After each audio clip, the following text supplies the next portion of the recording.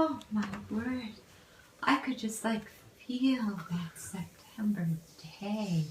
I mean, you just so captured it. You captured for me, you're younger than me, but you captured for me the life in America at that time in the 50s. That's for me was, and you must have been that was the in the 60s, right? Yeah.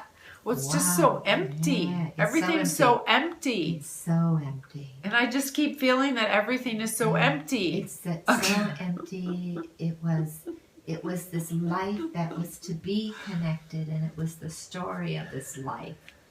And yet, so much emptiness, that little girl going outside by herself, connecting though with the natural world. Well, and that's what I realized 2 days ago, like when I'm trying to think about why am I doing this show. I'm doing this show in this way because I'm working to communicate this thing that Richard Davidson talks about and the Buddhists talk about, which is this thing about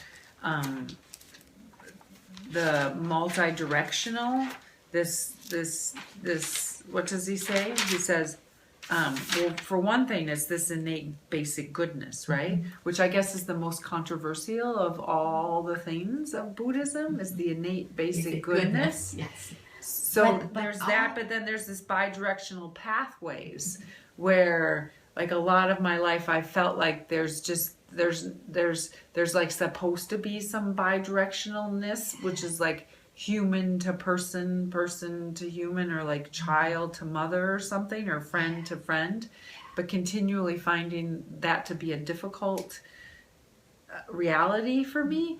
But realizing in the process of doing all this photography, especially of nature, that the way that I grew up and the attachment that I had that grounded my limbic system during its developmental stage was not humans, but it was actually nature.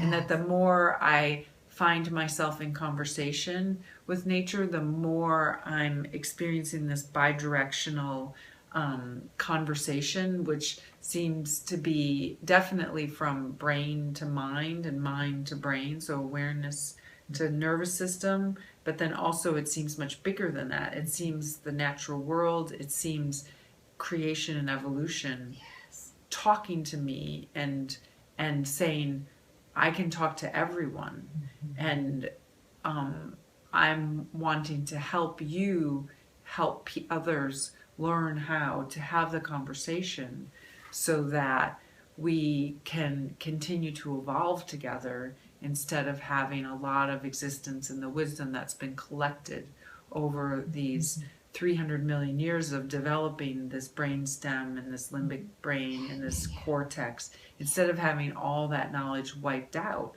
that actually evolution, existence itself, creation itself has an interest in humans continuing. Absolutely. That's what I'm doing this show for. Absolutely. So, you know. Yes. You're a nature